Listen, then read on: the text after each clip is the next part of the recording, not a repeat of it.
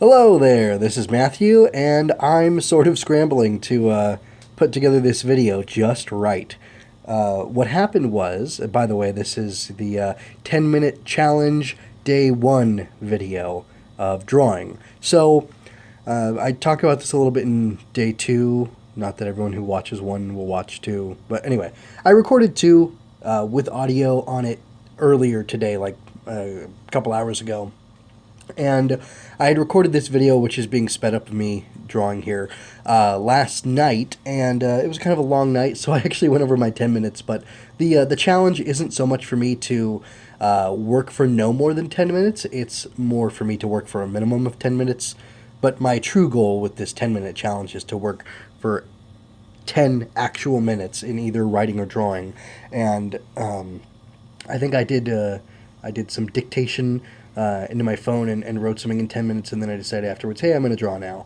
Or maybe it was the other way around. Anyway, I don't remember. It got late, and anyway, you don't want to hear that. And please excuse my gravelly, strained voice. My throat is just, I don't know what's going on, but it's not good news in my throat, okay? Mi garganta no es happy. Anyway, sorry for throwing Spanish in there. Garganta is one of my favorite Spanish words, by the way.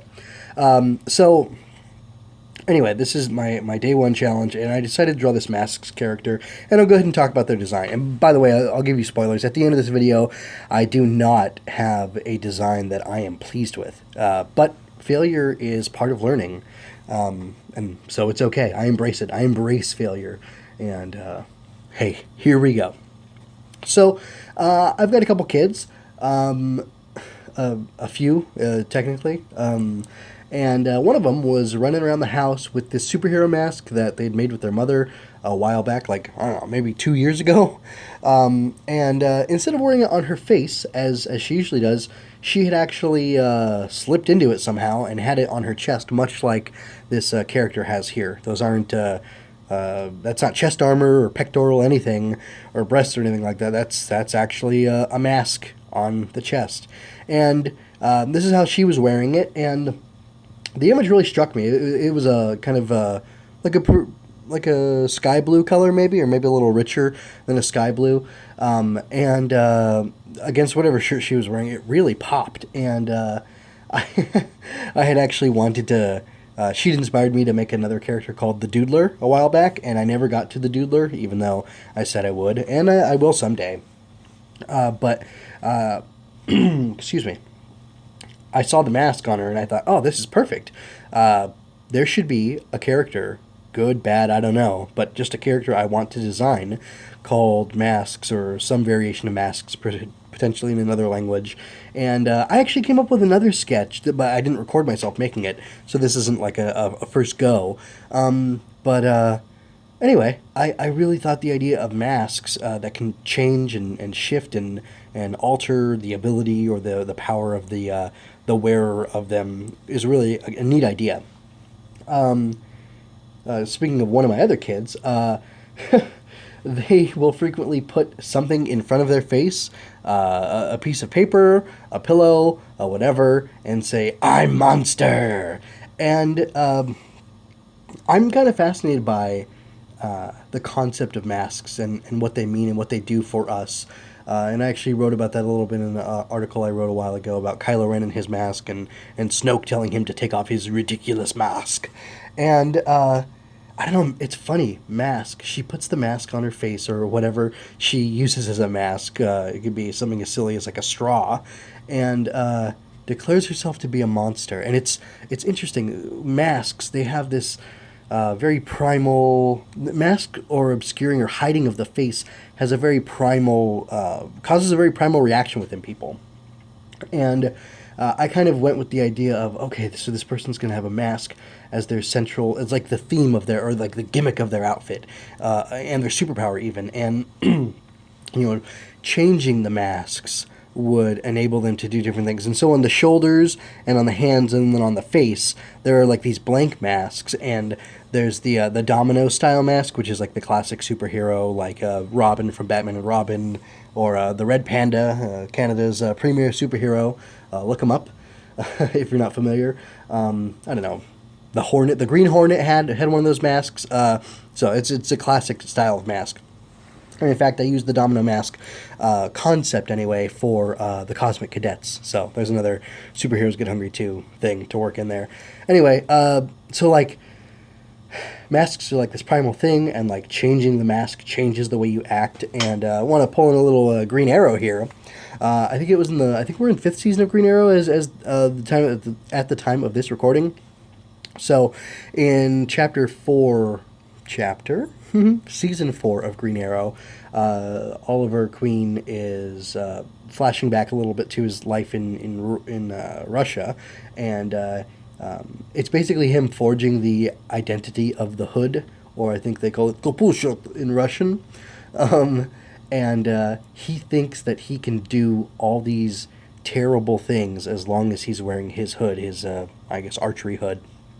That comprises his Green Arrow costume in at least the first season. I think something happens to it and it gets replaced later on. But the point is, the hood, this mask, this thing that covers his face, obfuscates him.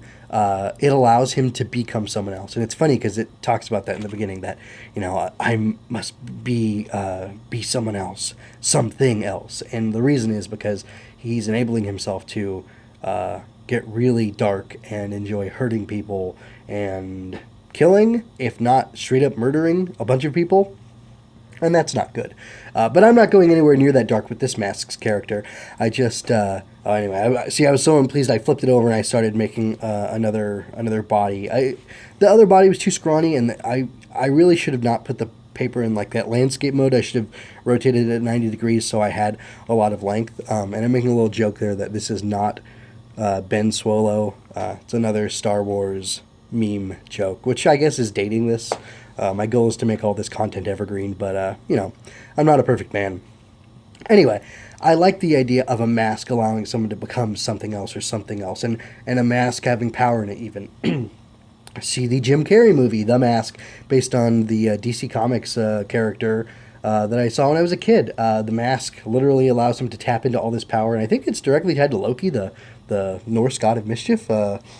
That may have just been a reference to Loki in the movie, but I'm pretty sure I looked into it in The Mask, or it either says explicitly in the movie, or I looked it up at some time later, when I was more internet savvy, and found out that it's linked to Loki somehow, which is kind of cool because Loki's a mischievous kind of guy, and The Mask in the movie at least acts basically like a Bugs Bunny type character, like a trickster, and anyway, that's pretty cool. And I wasn't necessarily going to have this mask superhero be a trickster, but I definitely wanted the idea of them changing their masks, or like shifting, drawing on different powers, and like maybe the power going into like having them be able to do different abilities, like this type of mask to do whatever, or that type of mask. That's not very clear. I'm being super vague. Anyway, the reason I put the separate masks on like the hands and the shoulders, and they were supposed to go down to the legs, as you will probably see in a minute, is because then I have like this like striped banding running between, is because I wanted like the whole concept between the suit and the powers to be that they're able to shift these masks and shift who they are and what they can do and their abilities, and that just seems pretty neat to me, especially because I don't have an origin or anything for the masked character working out. I really wanted to get the design, but I struggled with it. I really do. I'm unhappy with what I have so far, and I know the reason I'm going with I'm not necessarily going with a particular body type, but I am going or trying to shoot for a certain aesthetic, and that's I'm not sure what it is. I want it to be very minimalistic. That's what I want. I want a minimalistic design as the base design, so that if I do in fact, and excuse me for that throat clearing, so that if I do in fact continue to develop this character, that the changes that are made to their design based on their power, the flexing or the I don't know, more pronounced use of their power, will be prominent. Like, I don't know, I kind of like the idea of having like 4 seats of power, like 4 different modes that they're in, where they can do different things. I should probably think a little bit more about how I want them to to utilize their power, but I don't know, there's something definitely there. Like, I kind of like a blank face. It's my eldest daughter says it's creepy to have a blank face, but I like the idea of it. But I kind of like things that are a little bit on the edge for kids, even because I enjoyed stuff that was kind of on the edge as a kid. But I wanted to appeal to the largest audience while not, abandoning my artistic image. So I don't know. I'll try a few different things. I'll probably end up drawing more of this character.